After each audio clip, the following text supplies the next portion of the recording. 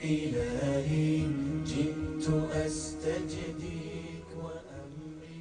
Arabiston Xalqaro radiosi Türkiston bölümü.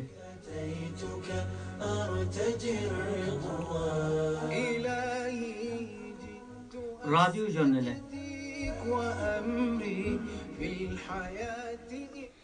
Bismillahirrahmanirrahim. Assalomu alaykum qadrli radio dinləyicilər. Bugün sizlərə ummatchilik, millatchilik və həmkarlıq degan maqolani altımız. Köp sondagi musulmonlar ummatchilik bilan millatchilik hukmlarini tar ma'noda tushunib olganlikdan bu ikki masalani bir-biriga qarshi qilib qo'yish, ikkisini munosib darajada elib bora olmaslik krizisiga duch kelmoqda. Ummatchilik deganimiz o'zimizning islom ummatining bir parchasi ekanligimizni bilib, ustimizdagi mas'uliyat va majburiyatlarni mukammal o'rindab, o'zimizning islom ummatiga mansub ekanligimizni amaliy ravishda ro'yobga chiqarishdir. Millatchilik deganimiz o'zimiz mansub bo'lgan qavmga qarata o'tashga tegishli burchimizni to'liq o'tash va majburiyatimizni ado qilish deganlikdir.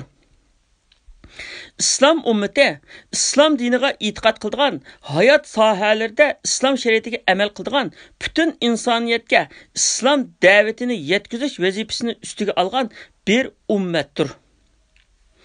Ve mimmen xalaqna ummatu yahduna bil haqq ve bihi ya'dilun. Biz yaratgan ummatlar ishida haq yo'lga da'vat qilgan va haqiqatda ching turadigan bir ummat bor deydi Qur'on Karimda. İslam ummatining gavdisi uning aqidasining birligi, da'vatining birligi, shariatining birligi bilan butunlanadi va chegaralanadi. Demak, islom aqidasiga iymon keltirish, ya'ni islom aqidasiga iymon keltirgan, islom shariatiga amal qilgan va islom da'vatiga hassa qo'shgan har bir musulmon islom ummatining bir a'zosidir. İslam ummati cho'ng bir oila bo'lib, u kichik oilalardan tarkib topadi. Kichik oilalarning isloh qilinishi, kuchlanishi va ro'naq tepishi cho'ng oila bo'lgan islom ummatining isloh qilinishiga, kuchlanishiga va ro'naq tepishiga turtki bo'ladi. Xuddi shuningga o'xshash islom ummati nurg'unlagan millat va irqlardan tarkib topgan bo'lib, bir arg'amchining kuchlik bo'lishi uchun aşu arg'amchini tashkil qilgan yiplarning chidamliq va kuchlik bo'lishi shart bo'lgandek, bu ummatning kuchlik bo'lishi uchunmi uningga mansub bo'lgan millat va irqlarning kuchlik bo'lishi shartdir. Shuning uchun islom diniga mansub bo'lgan har bir millatning avval o'zini kuchlantirishi, o'zini yetishtirishi va o'zini islom ummatining bir parchasi bo'lishga salohiyatli qilishi lozim. Bunga asosan har bir ummatning avval o'zining manfaatini ko'zlashi, o'zining qiyinchiligini hal qilishi va o'zining kuchlanishiga ko'ngil bo'lishi shart va nihoyat muhim. İslam dini musulmonlarning o'z ahli va o'z millatini boshqalardan bakrak suyishini, yordamni eng avval ashularga qilishini va hammadan avval shularning g'amini yeyishini qat'iy to'smaydi. Chunki islom dini insonlarning tabiatiga va manfaatiga tamoman uyg'un bir dindir. İnsanlarning tabiatidagi o'z millatiga bo'lgan sevgi, muhabbatni ularning qalbiga solgan zotmi Alloh taolodir. Bundoq bo'lgan ekan, haqliq ravishda o'z millatini suyish, o'z millatining g'amini yeyish va o'z millatining manfaatini oldingi o'rinda qo'yish tamoman yo'lliqdir. Hatto ba'zi sharoitlarda zarurdir. Allah Taala payg'ambarimiz Muhammad sallallohu alayhi vasallamga va'mur ahlaka bis-salati vastabir alayha. Oilandagilarni namozga buyurg'in va o'zingmi uningga chidamliq bo'lg'in. Va anzir ashiratakal aqrabin. Yaqin tuqqanlaringni ogohlantirg'in degan amirlarda yaxshilikni eng avval o'z yaqinlaridan, o'z oilasidan boshlashga buyurgan. Bir millatning eng yaqin kishilari uning o'z ahli va o'z millatidir. Buni hech kim inkor qila olmaydi. Alloh taolo insonlarni bir ota va bir onadan yaratgandan keyin o'z hikmati bilan ularni har xil qabila, har xil millat qilib yer shariga tarqatdi. Ya ayyuhan nasu inna xalaqnakum min zakarin va unsa va ja'alnakum shu'uban va qabaila lita'arafu. İnsanlar, sizlarni biz haqiqatan bir bir ayoldan iborat bir ota, bir onadan yaratdik. O'zaro tanishinglar uchun sizlarni nurg'un millat va qabila qildik. Shuning bilan Alloh taolo insonlarning qalbiga o'z qavmini, o'z millatini suydigan his tuyg'uni soldi. Shu sababdan har millat va har qavm o'z millatini suydi va boshqalardan ko'ra o'z qavmini o'ziga yaqin his qiladi. Millatining boshqalar tarafidan ayblanishiga, kamsitilishiga va buzaq qilinishiga chidab tura olmaydi. Bu his tuyg'u bütün insonlarda mavjud bo'lgan o'rtaq bir narsa bo'lib, uni inkor qilg'il bo'lmaydi. Payg'ambar alayhisalom Toyibga chiqqanda mushriklardan shundoq chidug'isiz aziyatlarni ko'rgandan keyin Alloh taologa dardini aytib duo qilganda Alloh taolo taqqa muakkal farishtani avatgan. Farishta kelib ikki tog'ni mushriklarning ustiga tashlaymi deganda Payg'ambar alayhisalom yo'q, chunki mening qavmim bilmaydi degan. Mana bu Payg'ambar alayhisalomning o'z qavmini naqadar suydiganligini ko'rsatdi. Ya'ni ular bilmaydi, bilmaganlikdan menga yomonlik qilib soldi degan. Yana sahabi kiramlardan Tufayl ad-Dusi degan kishi musulmon bo'lganda qavmi uni nihoyat qattiq urib qiynagan. Bu ahvolni ko'rgan Payg'ambar alayhisalom duoga qo'l ko'targanda sahobalar Davs qabilasi halok bo'ldi deyishgan. Tufayl mundaq deydi: "Men u vaqtda qavmimning halok bo'lishidan qattiq qo'rqib ketgan edim. Ammo Payg'ambar alayhisalom qavmimning hidoyati uchun duo qilgan ekan." Bumu Tufaylning o'z qavmini qanchalik suydiganligini ko'rsatdi. Lekin har qanday narsaning chek-chegarasi bo'lgandek, millat va qavm sevgisining chek-chegarasi bo'ladi. Ammo insonlar bu chek-chegarani ayıra olmasa, o'z millatini hammadan ustunda da'vo qilib, boshqa millatlarni ko'zga ilmasdak, kamsitishdek yomon odat maydoniga keldi. Bunun neticesinde insanlar qabilavozlik qilib bir-biri bilan urushadigan, haq-nahaq buluşuğa qarmasdan qarg'ularcha o'z millatining tarafini tutib, bir-birini o'ltiradigan ishlar kelib chiqadi. Islom dini butkul ishlarni inson tabiatiga eng uyg'un shaklda radga solganidek, bu millatchilik masalasini insonning yaratilish tabiatida bor bo'lgan millat sevgisini yo'qqa chiqarmasdan, millatchilikdan kelib chiqadigan yuqorqidek ziyon zahmatlarga yo'l qo'ymasdan nihoyat muvofiq shaklda hal qilgan. Islom dini dunyoda mavjud bo'lgan barliq millat va qabilalarga kelgan olam shumul bir din. Bu din har millat musulmonlarining o'ziga xos alohidliklarni va o'zgachiliklarni e'tirof qilish bilan birga barliq insonlarning hurmatda o'xshash ekanligini va ularning aslining bir ekanligini jakarlagan. Bu haqda Payg'ambar sallallohu alayhi vasallam hammanglar Odam alayhisalomdan kelgan, Odam alayhisalom bo'lsa tuproqdan yaratilgan degan. İslam yana kishining qaysi bir millatdan bo'lishi uningga o'zgacha alohidilik bermaydiganligini, fazilat va alohidlikning faqat yaratquchisini to'nib, uningga taqvolik qilishda ekanligini e'lon qilgan. Bu haqda Alloh taolo mundaq degan: "Inna akramakum indallohi atqakum." Haqiqatan Allohning dargohida eng hurmatli sanaladiganlar eng taqvodor bo'lganlardir.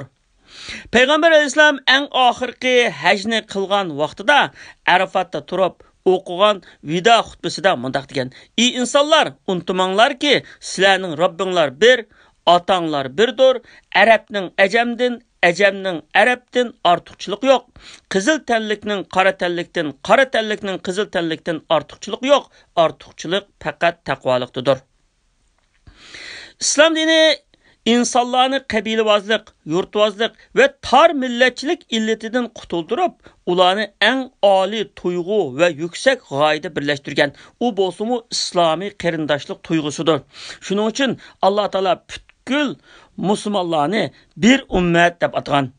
Bu o ummatning a'zolarining Tilleri başqa, rengi başqa, milleti başqa, yaşaydigan yerleri başqa, amma eng ali gayesi bir, yüzündigan kıblesi bir, yol başçısı yani peygamberi bir işkelligini görürsüdü.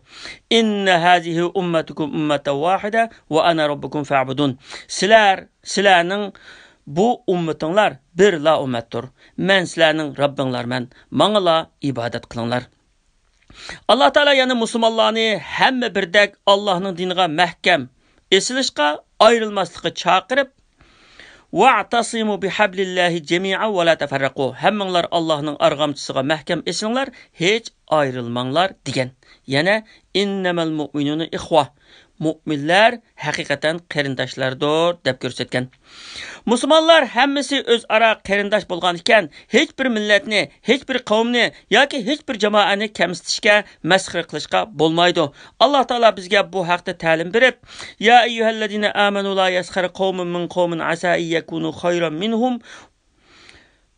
ولا نساء من نساء عسى أن يكن خيرا منهن ولا تلمزوا أنفسكم ولا تنابزوا بالألقاب بئس الاسم الفسوق بعد الإيمان ومن لم يتب فأولئك هم الظالمون. İman etqanlar bir qavm yani bir qavmni masxara qilmasin. Balki ular masxara qilguvchilarning o'zlaridan yaxshiroq bo'lishi mumkin. Ayollarmi ayollarni masxara qilmasin. Balki ular masxara qilinguvchilarning o'zlaridan yaxshiroq bo'lishi mumkin. Ya'ni masxara qilinguvchilar masxara qilguvchilarning o'zlaridan yaxshi bo'lishi mumkin. Bir-biringlarni ayblamanglar. Bir-biringlarni yomon laqab bilan chaqirmanglar. İmandan keyin fasiqlik nima degan yomon. Kimki tövbe qilmaydi ekan, ular zolimlardir. Yuqorqilardan bunda xulosa chiqarishga bo'ldi. Millatchilikni ikki qismga ayirib tushunish kerak. Biri ijobiy, ya'ni islomga uyg'un bo'lgan millatchilik, yana biri salbiy va islom man'i qilgan tor millatchilik.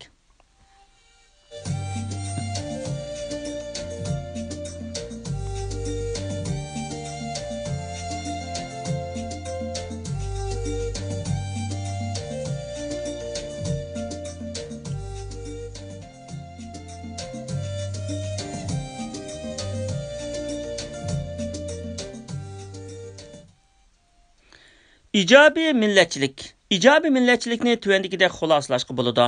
Birinchi, eng avval o'z millatining g'amini yeyish, yaxshilikni, yordamni avval o'z millatidan bo'lgan musulmon qarindoshlarga qilish. Buning sharti boshqa millat musulmonlarining haqqini elib olmaslik. İkinci, her millet musulmonlari o'z millatidan bo'lgan musulmonlarni boshqa musulmonlardan bakrak suyushi. Buning sharti boshqa musulmon millatlarni yomon ko'rmasligi va masxara qilmasligi. Uchinchi, o'z millatidan bo'lgan musulmonlarga xizmat va yordam qilishni oldingi o'rinda qo'yish. Buning sharti boshqa musulmon qarindoshlarga haqsizlik qilmasligi. To'rtinchi, o'z millatining ish izlaridan insoniyat jamiyatiga qo'shgan tuhfalaridan, qo'lga keltirgan utuqlaridan faxrlanishi, kishilarni ishlashga, tirishishga, har turli qiyinchiliklarni yengishga targ'ib qilish uchun millatining o'tmishdagi g'alabalarini eslatishi va tarixiy shaxslarni madhiyalashi. Salbiy millatchilik irqchilik, boshqa millatlarni kamsitish bo'lib, buni payg'ambar alayhisalom asabiyat deb atagan va uning islomga butunlay zid keladigan jahiliyatning qiliqi ekanligini e'lon qilgan. Musulmonlarni uningdan man'i qilgan. Salbiy millatchilikning ba'zi ko'rinishlari. Birinchi, men paloni millatdan deb o'z millatini maqtab, boshqa millatlarni so'kish. Bu musulmonlar orasida bo'lgunchilik paydo qiladigan buzg'unchilik xarakterli qiliq. Chunki birovning o'z millatini ustun ko'rib, boshqa millatlarni yerga urishi musulmonlar orasida dushmanlikni paydo qildi. Ikkinchi, o'z millatini hammadan ustun deb qarab, boshqa millatlarga takabburlik qilish. Chunki kibrlangan kishi boshqalarni ko'ziga ilmaydi. Boshqa millatlarni kamsidi. Bunda qilish musulmonlar o'tirisidagi cho'ng to'qinishlarga yo'l ochadi. Üçüncü, öz milletinden bolgan musulmon emaslarni boshqa millatdan bo'lgan musulmonlardan ustun ko'rish. Bir kafirni qaysi millatdan bo'lishidan qat'iy nazar bir musulmondan ustun ko'rish qat'iy joiz emas. Ya'ni musulmon qarindosh qaysi millatdan bo'lsa bo'lsin, u azizdir. To'rtinchi, haqsiz holda o'z millatining tarafini tutish, bunday qilish haqsizlik va zulmdir.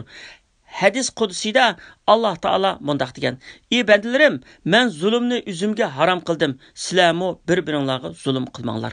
Payg'ambar alayhisalom mundaq degan: "Zulmga uchragan odam garchi kofir bo'lsa-mu, uning duosidan hazar aylanglar. Chunki zulmga uchragan odam bilan Allohning o'rtasida parda yo'q." Payg'ambar alayhisalom yana mundaq degan: "Kimki birovning haqsiz ekanligini bilib turib shu zolimga yordam qilish uchun mangsa, u islomdan chiqib ketadi." Yana mundaq degan: "Kimki bir zolimga haqni yo'qotish uchun yordam qilsa, u Allohdan va payg'ambardan ado-judo bo'lgan bo'ldi." 5. Asabiyatga, ya'ni mutaassiblikka esilib olish va uningga chaqirish. Bu dinimizda qattiq man'iy qilingan, insoniyatchilikka yotmaydigan bir ish. Payg'ambar alayhisalom kimki asabiyatga chaqirdi ekan, u bizdan emas. Kimki asabiyat uchun urushidi ekan, u bizdan emas. Kimki asabiyat ustida o'lidi ekan, u bizdan emas deb ko'rsatgan. Hamkorlik degan nima? Hamkorlik insonlar ma'lum bir maqsadni amalga oshirish uchun birlashib qiladigan o'pchi emgak bo'lib, o'zaro yordamlashish deb atildi. Hamkorlikning boshqa yordam turlaridan farqlanib turadigan yeri shuki, hamkorlik biror shaxsga emas, yoki balki u umumga qaratilgan va biror shaxsiy manfaat kutilmaydigan yordam turidir. Hamkorlik oddisi o'quvchilarning topshiriq ishlashda o'zaro hamkorlashishidan boshlab, cho'ng davlat qurishqichi bo'lgan hamma ishda talab qilinadi. Insonlar oila a'zolari ichida, qo'shnilar orasida, xizmatdoshlar orasida va jamiyatdagi hamma sohada o'zaro hamkorlashishga muhtoj. Chunki insonlar bir-biriga muhtoj bo'ladigan qilib yaratilgan.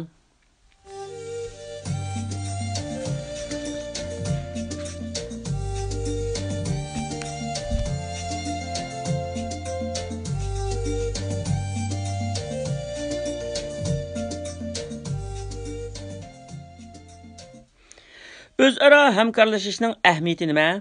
O'zaro hamkorlik va bir-biriga yordamlashish insoniy ehtiyoj va ijtimoiy zurriyat bo'lib, insonlar jamiyati o'zaro hamkorlashib yashashga muhtoj. Chunki inson hayotida nurg'un ishlar o'zaro hamkorlashish bilan o'tirg'i chiqadi. Alloh taolo har bir insonga boshqasida bo'lmagan alohidalik va qobiliyat ato qilgan bo'lib, insonlar bir arga kelib kuchini va aqlini birlashtirganda ular cho'ng ishlarni vujudga chiqara oladi. Dunyoda nurg'un ishlar o'zaro hamkorlashish bilan amalga oshadi.